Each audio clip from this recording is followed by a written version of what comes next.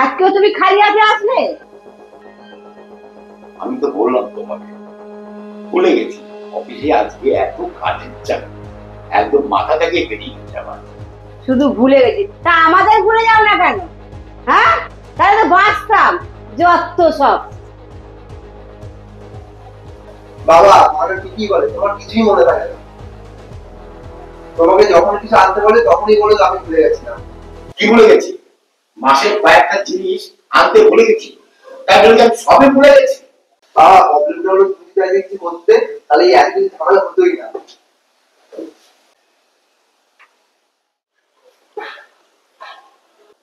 আর বলিস না তো, আমাদের বাড়িতে এগুলো রোজই চলে।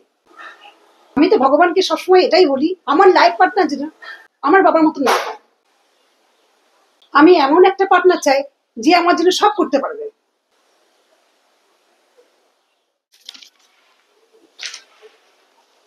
ও মা, কি হয়েছে বাবু? কি হয়েছে ভাই? বাবা এই চিঠিটা লিখে দিয়েছে। চিঠি? কিসের চিঠি?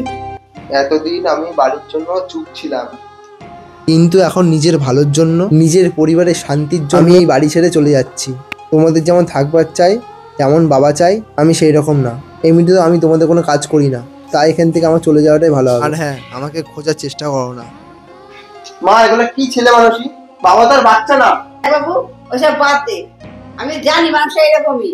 ও দেখবি কিছুদিন পরে ঠিক ফিরে চলে আসবি, কিছু চিন্তা করার কিছু নেই। আমি তো আছি। যা তো টিফিনটা বানিয়ে থাকবে সবার জন্য। ওকে। বলছি ম্যাডাম, 3 মাস তো হয়ে গেল, এবার মাইনেটা দিন। আরে মাইনেটা দিয়ে দেবো, উনি বাড়ি ফিরলেই তোমাকে আমি দিয়ে দেবো মাইনেটা। বলছি 10-12 দিন ধরে তো আপনি একই কথা বলেছেন, আমি চাই না টাকাটা আমি কবে পাবো?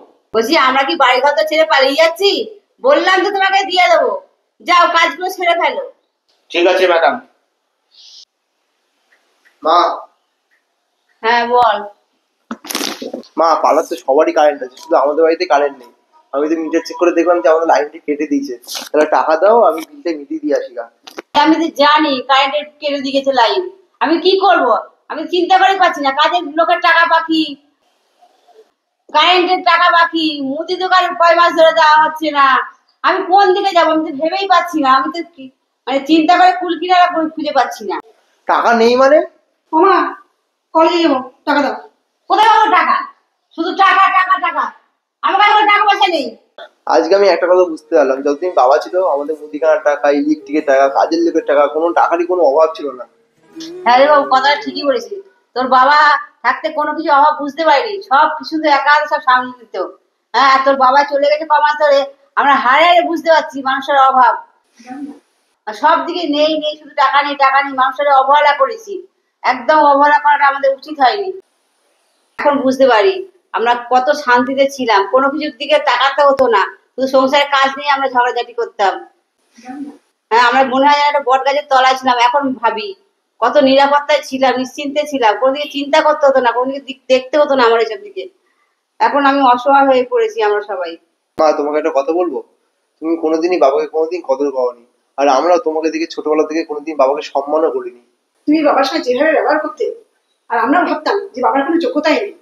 বাবার সমস্ত দায়িত্ব পালন করতো, আর বাড়িতে এসে তোমার কত হেল্প করতে। ঠিকই বলেছিস, ওনার সারা জীবন আমি কোনো সম্মান দিইনি।